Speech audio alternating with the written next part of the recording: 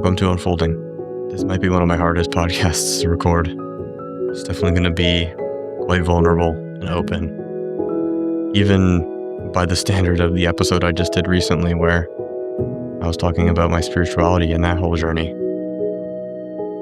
I only have one question prepared for this episode and a couple of notes, but there's no script. This exploration we're going to go through is just going to naturally unfold.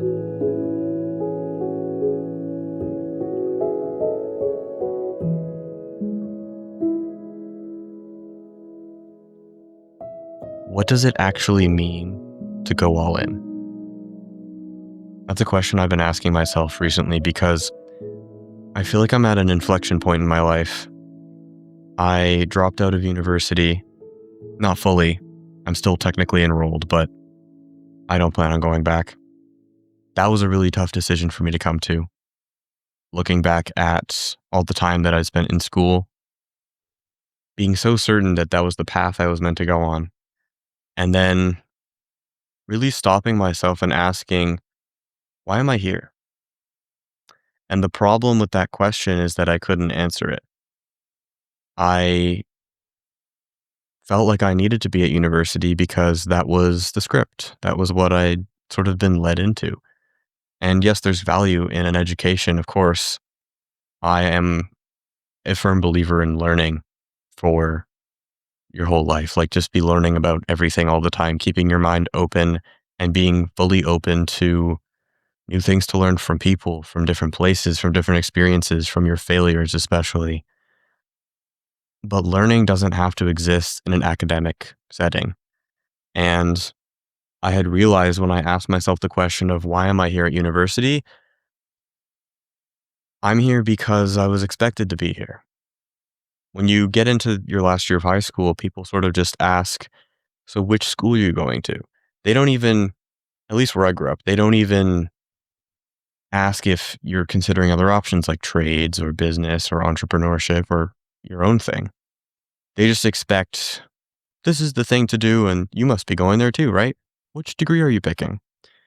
And that's why I think I had so much trouble around which degree I wanted to have and pursue, because deep in the back of my mind, I knew I wasn't meant to be here and this is not the path for me. I started off in music and computer science, which is a combined program. That was pretty fun. And I enjoyed producing and I enjoyed making music. And I still love that. And I think it's a part of me. It's a part of my skills and technical know-how for sure. But that didn't feel right. I didn't like the music classes at the school I was in. So I switched into computer science. I was like, hey, I love problem solving. I love game design. I love coding. This feels closer. I thought it felt right, but I realize now it was just closer, or I thought it was closer. And that gnawing feeling at the back of my head didn't go away.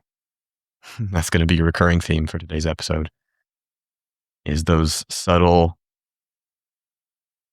unspoken intuitions in the back of your mind that eat away at you. So I thought, okay, I'll switch into math, because computer science, I like it, but with the world of AI kind of replacing a lot of coding, I thought, hey, I'll go more fundamental. I really like this graph theory class I was taking. I like the abstract concepts that underlie the computer science, not just the actual grinding out code part of it, right? Like, I like the problem solving of coding, but I don't like just writing tons of lines of code, because I like the underlying structure of how it all fits together. And I think that ties back to just my philosophical roots of liking knowledge for the sake of knowledge. I like knowing how things work for their own sake. So I switched into math, and after a brief period of time in math, I realized even deeper, okay, this is still not it. I'm just not meant to be here. I'm done with university. And I sat with that choice for a while, and it ate away at me for a while before I actually sat down with my parents and talked to them and basically opened up about where I was at. And that was a really hard conversation to have, obviously. And what we had settled on was, okay, finish the semester, take a break, see how you feel afterwards. because I'd already started doing content at this point. And I was getting pulled in two directions. There was content and there was, you know, the beaten path, university, getting a job somewhere, whatever, 9 to 5, the autopilot. And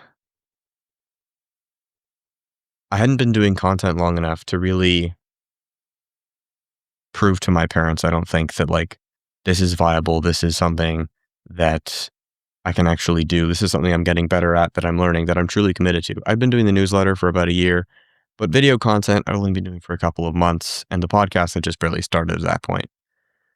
So that's what we landed on. Okay, I'll take a semester off, take some time to think about it. Don't want to make any rash decisions. That was 4 months ago. Since then, I've taken on 2 mentorships. I've been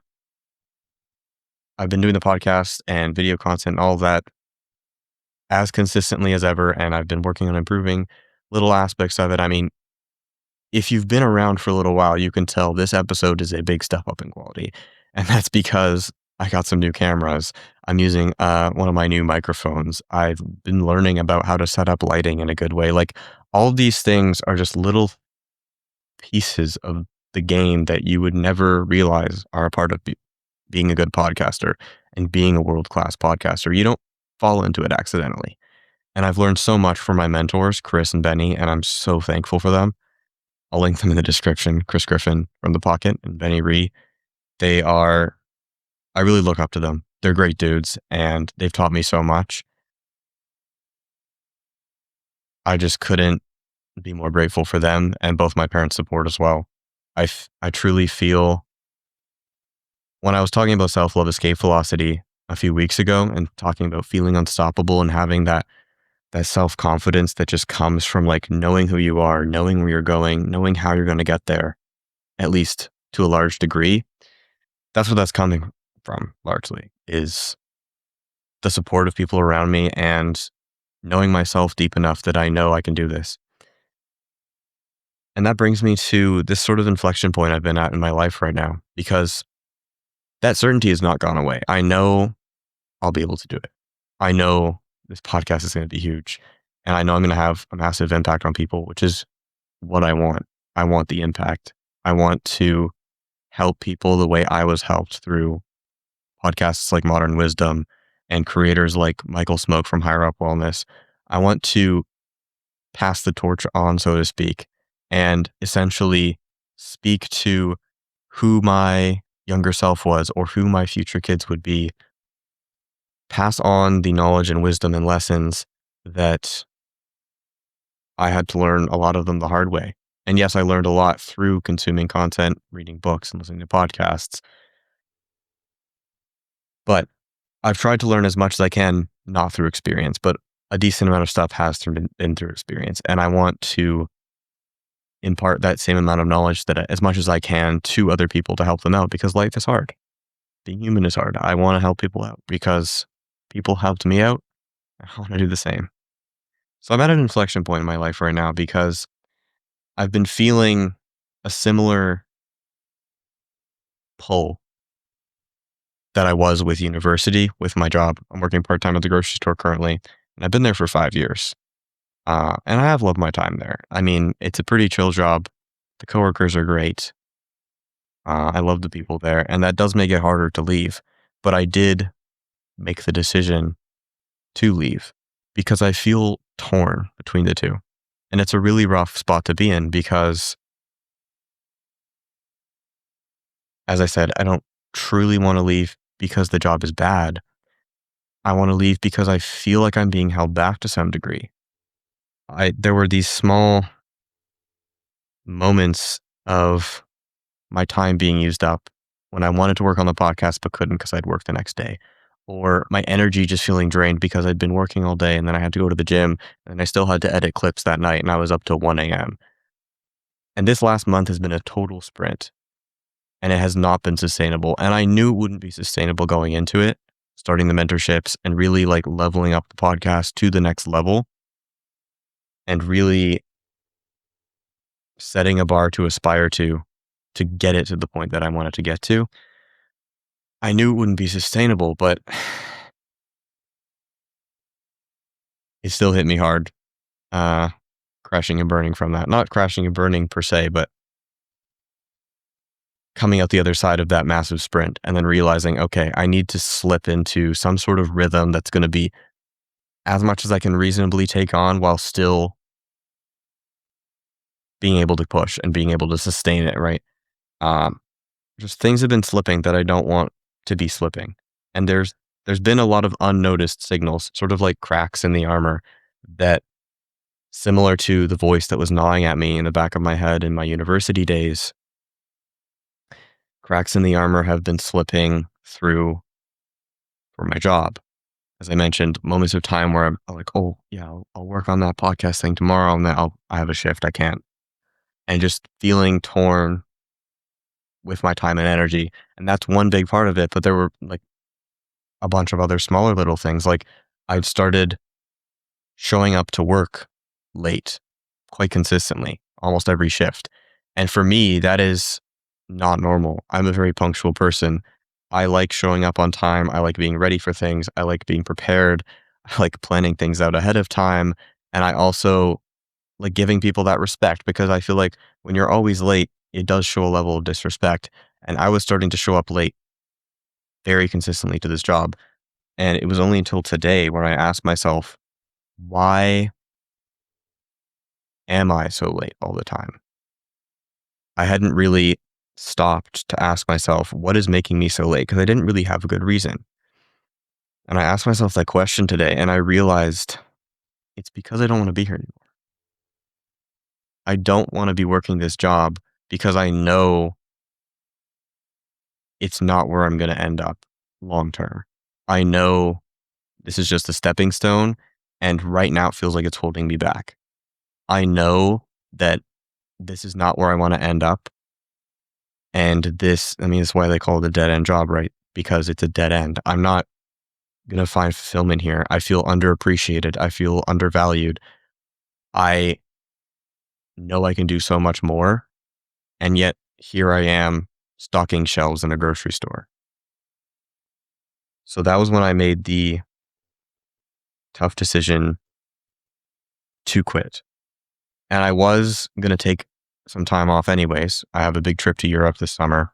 That's going to be sort of like a podcast tour where I was going to have some time to really live on my own for like a month and a half on the road with me and my gear, just filming podcasts with people I was interested in talking to, giving it sort of that real, authentic shot of freedom. And I was going to take some time off for work from that. And I was in the back of my mind, I kind of knew like, I'm probably not going to come back to work after this. But now I had the conversation with my boss and I was like, I just can't work here anymore. I'll work the shifts I have scheduled and um, I promise I'm going to try and show up on time. I know I've been slipping lately and that's on me. That's just because of everything I have going on in my life right now. I didn't really tell him that it was because I don't want to be there anymore. And I like the job's sucking the life out of me, which is the truth, full truth. But I was just, hey, I'm going to have to leave.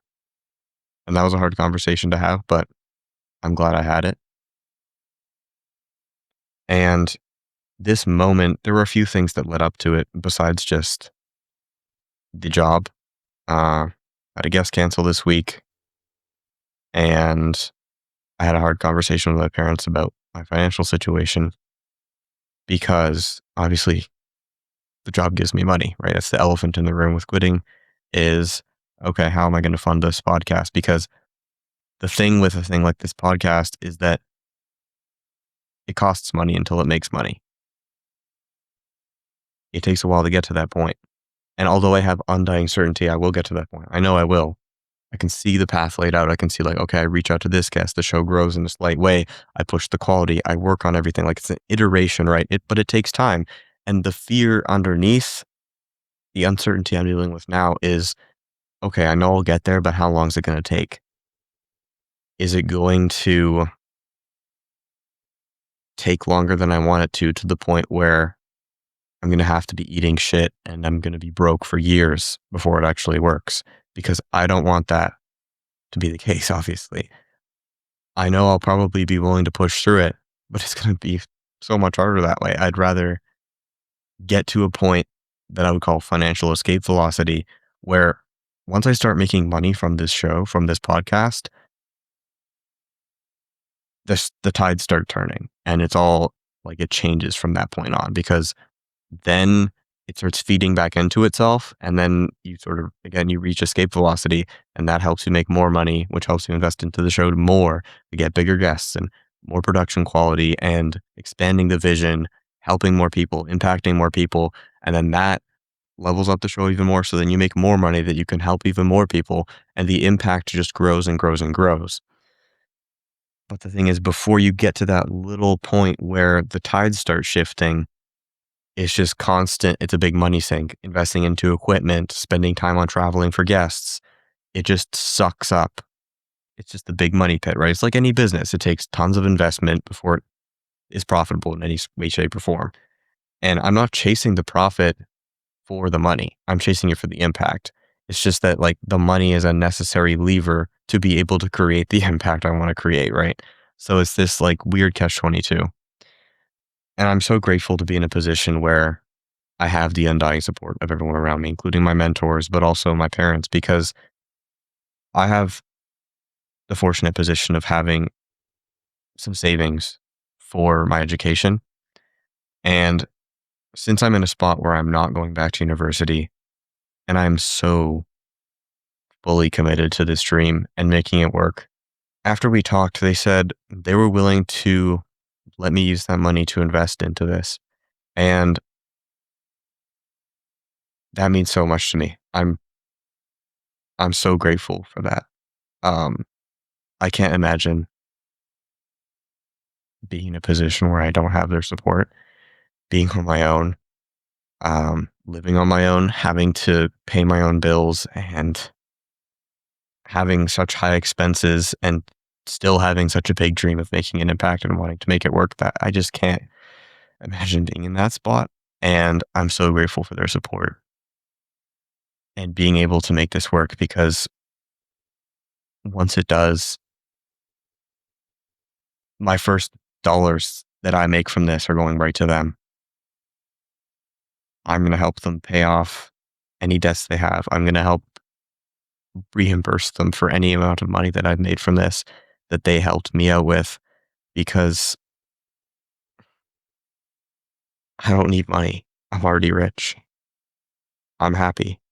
Not rich in terms of monetarily, rich in terms of peace of mind, rich in terms of having family and friends that love me and enjoying my life, enjoying my day to day.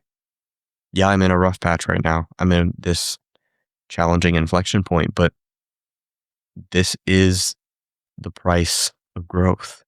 The challenge and the struggle is the seed for change. Do you think back to any, I know for me, like if I think back to any time in my life where there was a massive period of growth, there was always a struggle beforehand. There was always some sort of challenge that I was sitting in, some deep uncertainty or anxiety or overthinking that I was just railing against, going, how does it get better from here? And I feel better about it right now because I know something big is at the other side of this. But those times in the past where I was sitting in the shit were hard. And it feels hard right now. And yes, quotes like Alex Hormozy, like, this is what hard feels like. They help in the moment. They help a little bit. Or quotes like my mentor, Chris Griffin, tells me every challenge you face is a point someone else will quit. Those things are reassuring, but they don't make it easier in the moment, really. They make you feel a little bit better, but you're still sitting in the shit. And a bunch of stuff has led up to this moment of deciding to quit and really to go all in. And that's kind of the question that launched this episode is like what it means to go all in. And I want to kind of explore that because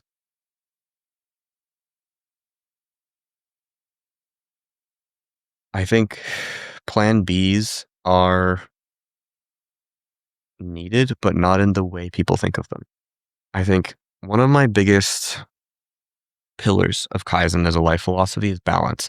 But an important piece of that is that it's balance without moderation. Because a lot of people think of balance as sort of this average, where you're averaging things out into this sort of beige medium where you're not like putting full effort into any one thing and everything just sort of gets simmered down to like not as good as it could be. That's not how I see balance. Balance is about priorities and shifting seasons. So it's like, okay, this season is a muscle growth season. I'm going to be focusing more on fitness and health or whatever. And then the next season is a maintenance season. I need to put more time into this thing. So I'm just going to be going to the gym like once or twice a week. And that's okay. I'm not going to lose all of my previous progress because people think of progress as like on or off. It's like I have to be putting progress into everything in every facet of my life, or I'm not putting progress into it at all. It's like you can have a maintenance period. If you grow a decent amount of muscle and then you decide to start working out like once a week to maintain it for a few months, you're not going to lose your muscle and strength, no matter what people will tell you online. If you think that, if you're pushing towards a goal in one area, say it's like writing or reading or whatever, and then you're doing a lot of it and you're getting really invested into it, shifting that down a little bit is not going to reset your progress. Like, I get it. It's easy to think that if you're not giving your all, then you're giving your nothing. But maintenance periods are necessary if you want to excel at multiple areas in life. That's just part of the game. And a big part of this that was one of my journal entries that really hit me like a punch to the gut was, what's the difference between trusting the source, trusting the universe, trusting the process, and waiting for permission? I didn't really know how to answer that when I saw it in my journal, because I have like a rotating prompt every single day. Every day is like a new prompt. And that was the one that came up. Like, what's the difference between trusting the process and waiting for permission? And I was like, dude,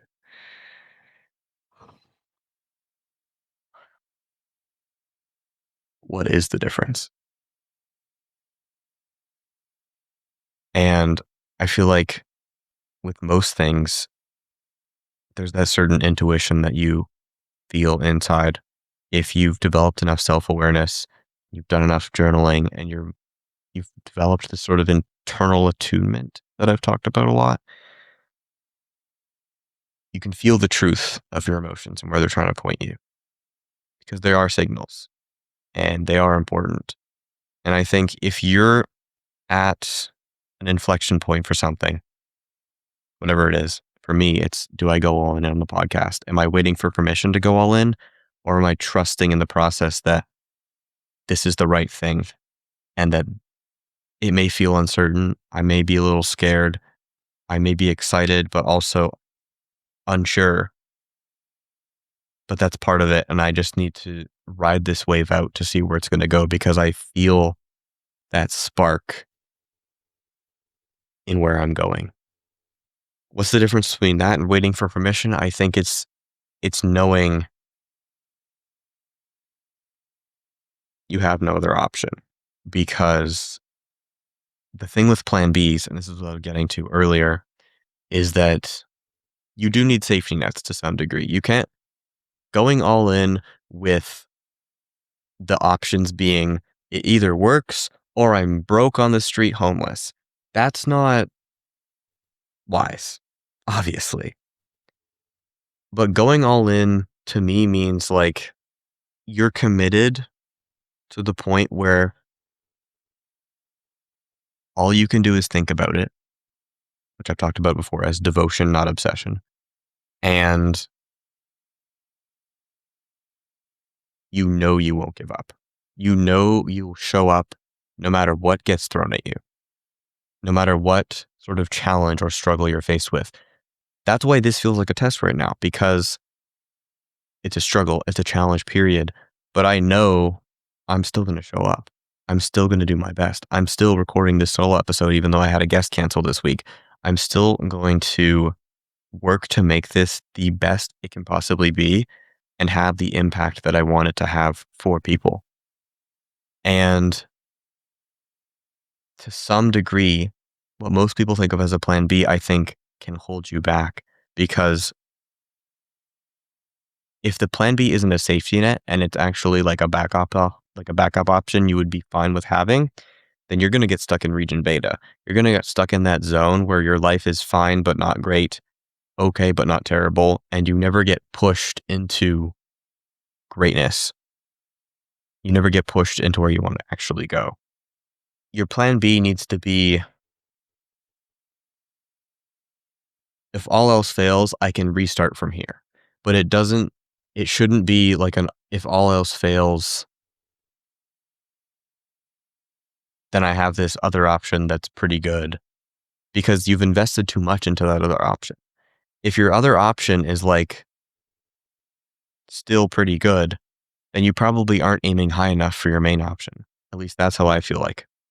If you're still moderately investing into your backup plan, then you're kind of just waiting for permission. You're waiting for something to show you you should just take that jump. You should take that leap to the thing you actually want to do. And for me, I that's not that's not an option for me. I'm not doing that. I'm trusting the process. I'm trusting my internal intuition. I'm trusting this feeling that I know the impact I can make. I know the point that I can grow this show to, and I know I can do it no matter what gets thrown at me. I know I'm going to show up and be my best self. That's why I'm going all in. And yes, I have the backup plan. I have a safety net, but it's not a backup plan that I've moderately invested to because I'm not setting my aims high enough. And this is like the difference between surrender and giving up. Because if you're setting your aims high somewhere, then your backup plan is probably where you currently are. It's like, okay, if the thing that I'm aiming for doesn't work out, I'll reset to where I am right now.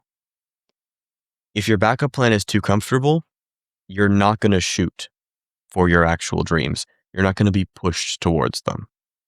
And surrender is about removing the guardrails and letting the path towards where you want to go totally absorb you with every bump in the road. A quote, I don't think it's a quote I've actually heard before. It might have just been a thought that popped into my head today, but it just came to me and it felt so true. And I think it is true. It's that the higher the climb, the bumpier the road. If you set your sights on a peak that is so high, you aren't even sure how you'll be able to get it, you can rest assured that that is going to be a difficult journey, especially if it's one that not a lot of other people have made before. If it's sort of carving your own path, yeah, it's going to be hard. Did you expect that to be easy? It's called the beaten path for a reason. People have walked on it so many times that it's turned into a carved pathway, like the desire paths, that chunk of grass that people walk over so much that it turns into dirt. That's the script. That's autopilot. That's the way that so many people go, that it becomes easier to walk on. And eventually you could imagine that dirt sort of gets compressed down into like a sort of bedrock, like it gets smoothed over and it becomes grooved. It becomes so ingrained into the fabric of the way people go that it literally becomes autopilot. It becomes the default option that people just automatically go to without even thinking about it. And then they wake up 20 years later going, what the fuck just happened? What happened to my life? That is what scares me. And I would eat shit for 5 years if it meant not getting to that point. So that's why I'm going all in on the podcast. I feel like I'm being tested, but there's a difference between being tested and being held. And this ties into an interesting piece I've heard recently where people had a lot of confusion with like agency and free will and determinism. And like, if you believe in a higher power, call it God's plan or the universe's, destiny, fate, whatever you want to call it. Are we in control of our destiny and fate, or is it destiny and fate guiding us?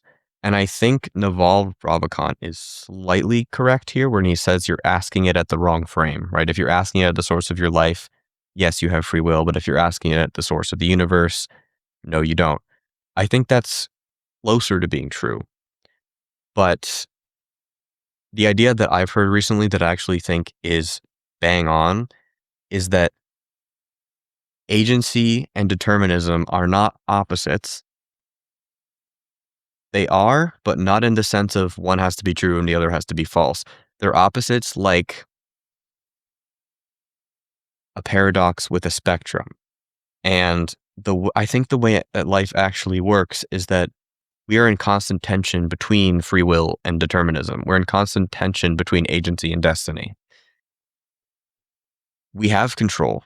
I don't think there's any doubt about that. Or at the very least, it feels like we do. Maybe it's all an illusion. And I've explored that before on my newsletter. But there's also an element of life that if you examine close enough, you can't deny things seem to work out.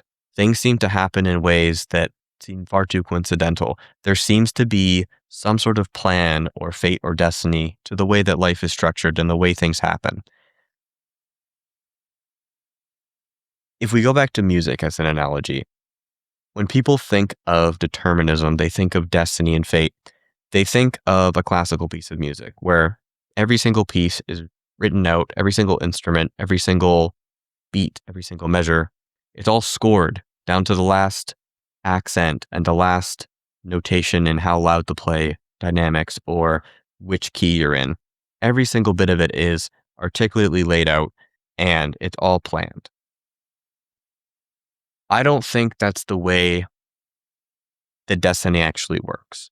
I think it's a lot more like jazz. And if you've played jazz before, I know this is like a small percentage of people watching this who know what I'm talking about, but if you've played jazz, the music you get, it's like outlined and you get like chord changes, key signatures, and like the timing for things.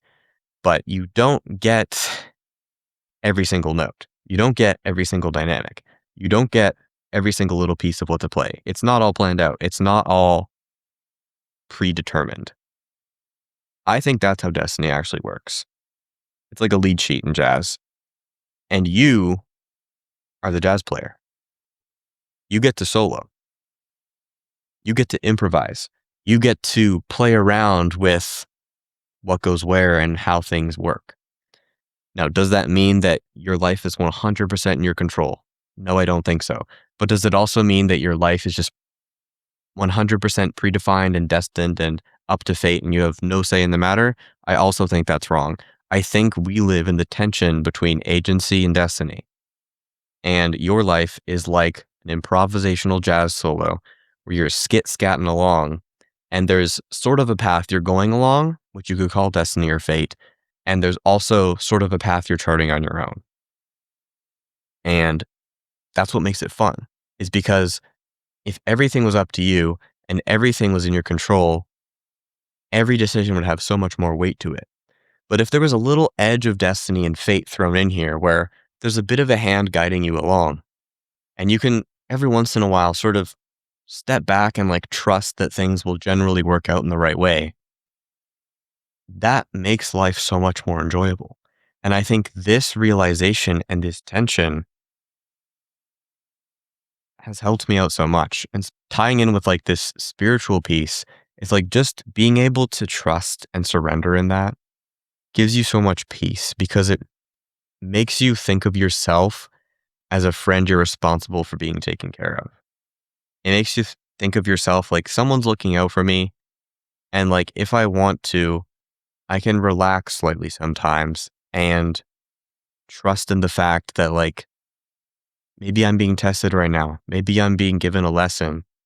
What am I not listening to that is trying to tell me something? Because if we go back to the university piece and we go back to me quitting from work, there were signals long before I made the decision. There were little pieces in the back of my head that were screaming and telling at me, dude, this isn't it. This isn't the thing. And I heard them but I didn't listen. Or I sort of knew they were there, but I didn't really give them the acknowledgement that they were asking for. I didn't trust them. And that is where all this internal friction comes from most of the time in our lives. When Seneca says we suffer far more in imagination than reality, that's what he's talking about, is this dissonance we have in our own minds between what we think is best for us and what's actually best for us. Sometimes we're in a destiny section and we think we're in an agency section. And we're like, I can push through this and I can do this and I'm my own free will agent and all that stuff. And most of the time that's true. But sometimes you're in a period where it's like, nobody, this isn't the thing. And I've been trying to tell you, if you don't learn the lesson that's showing up in your life, it'll show up in another way. And that's just a funny part that I've noticed for me, is like, if I refuse to learn something that's being given to me in some way through life, that lesson will show up again and again and again. And you'll end up making the same mistakes, or you'll end up going through the same struggles and the same hardships and the same pain because you refuse to just surrender to the lesson and surrender to the universe and be like, okay, I see it. I get what you're trying to tell me now. Thank you. And then actually moving forwards, trusting in that. And I think a big piece of all of this is that I'm still in the thick of it. I'm still in this challenge piece. And that's okay. You're not meant to have it all figured out all the time. You are a free will agent.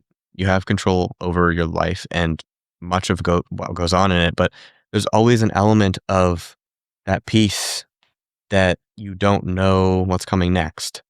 And trusting in that and surrendering to that process, I think, is truly important. But if you don't show up and you don't stay true to yourself and you don't lean into what is right and listen to the signals your emotions are trying to tell you, then I think that is when surrender becomes giving up. Surrender needs to work with agency. The jazz player surrenders to the lead sheet of the piece, but he still solos on top of it with every ounce of expression that he can put into it. Surrendering to your own fate and destiny is not giving up and just letting life take you wherever it wants to go. Surrender is about accepting that there's a part of life you can't control and then still acting within that. And this is what I was talking about in that self-love escape velocity episode a few weeks ago, where I said surrender unlocks agency. It gives you room to act within.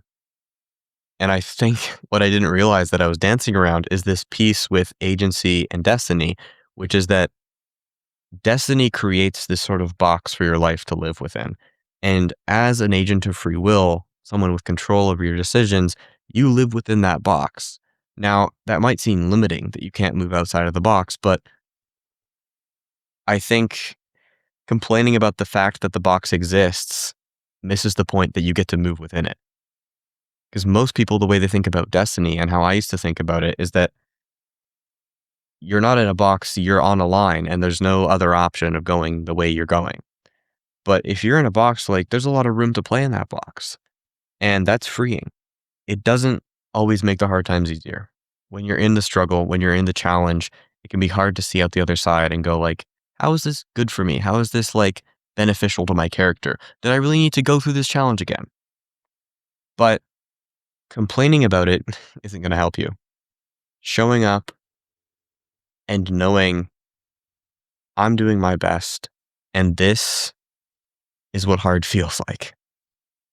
I want to achieve great things, and if it was easy, then everyone would do it. And I don't know what's out the other side of this struggle, but I know it's probably good. And that's enough. Thank you for being here with me today. If you've made it to the end of this episode, then you are truly one of my core audience members, and I really want to thank you for that. Thank you for being here. Thank you for spending the time with these ideas and with me exploring together. I really think there's some powerful stuff in this episode. I really enjoyed exploring a lot of these concepts and opening up about where I've been. And I'm excited for the future of this podcast. And if you're at this point in this episode, this early on in my journey, then I know you can see it too. You can see where this is going. And that's exciting. Unfolding as a podcast itself is unfolding. And I'm so grateful and excited to be able to share that journey with you guys. If you haven't already, the best way you can help out the show is to share it with somebody you think would love to hear this message. Share it with someone that I don't care. I care, but you don't need to subscribe, like the video. Like, sure, if you want to, you can, but share it. That is the best thing you can do to help me out, is to find a piece of this that speaks to you and connect it with someone else. Cause that's what the podcast is all about. Even a solo episode like this, it's still connection in a bottle, because it's me and you connecting. It's me connecting with myself. It's me connecting with ideas. It's us connecting over ideas together. It's an exploration we get to go through. And yes, I love the guest episodes, but I do want to keep doing these solos even as the show grows, because it's kind of like a journal entry, but on camera. And I really like that. I think it really helps grow the connection that I have with the audience and what the audience has with me, and sort of keeping us on the same page in a certain sense of where we're at and where I'm at. So if you really enjoyed the episode, if there was something that spoke to you, please share it. It means the world to me. And thank you so much for being here. I'll see you next time.